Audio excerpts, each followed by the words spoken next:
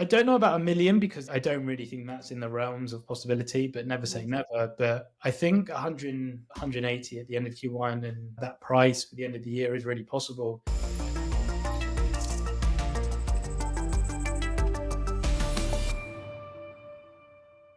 We all want to believe in something.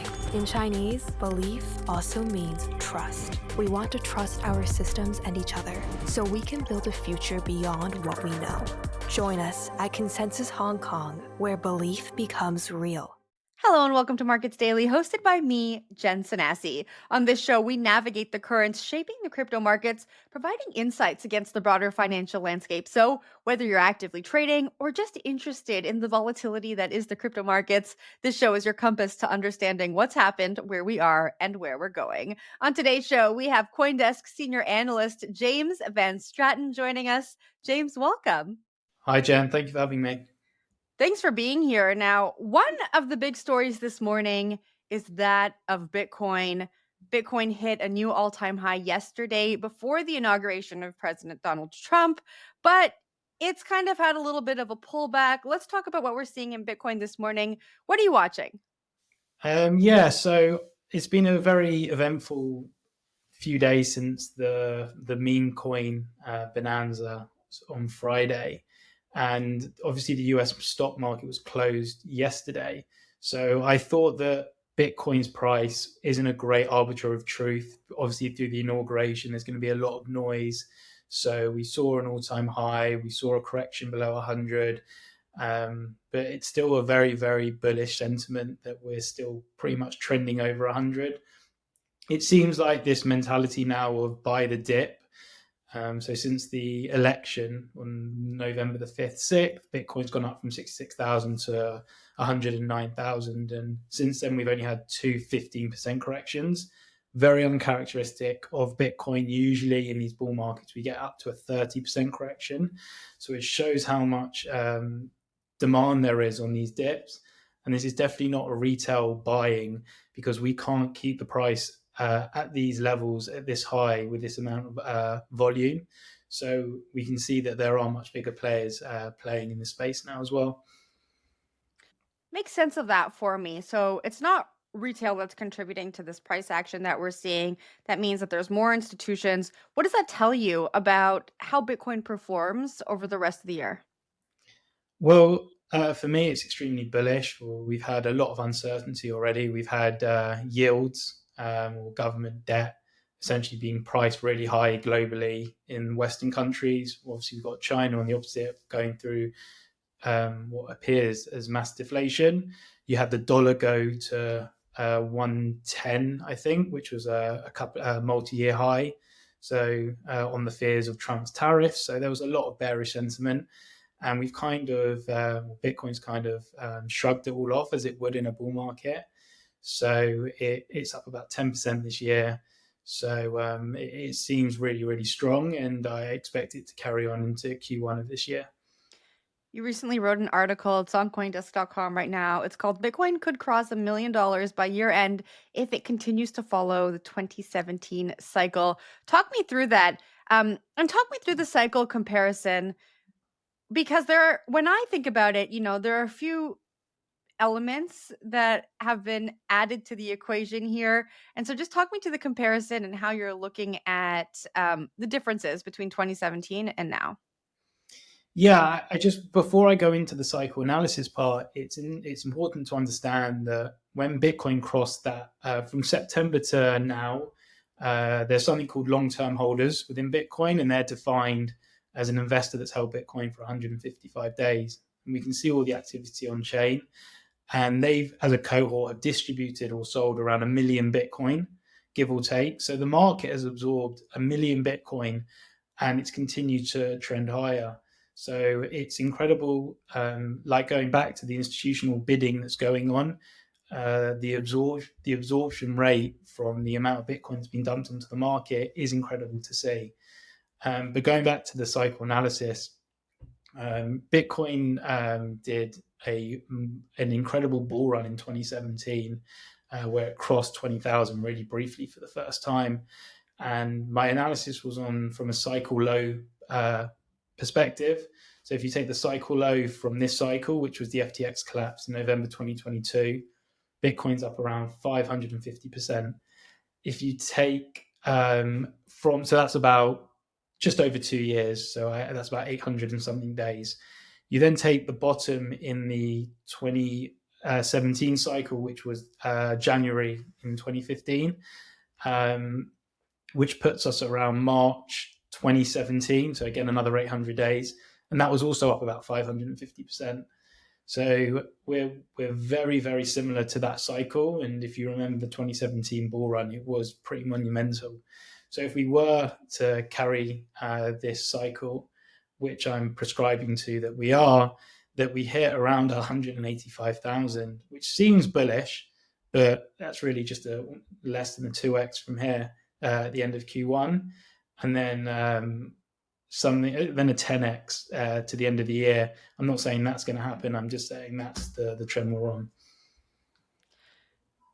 That's a really big number to fathom. And I find myself on this show telling folks who do these types of analyses and analyses, that often. What needs to happen for the price of Bitcoin to kind of realize these new highs?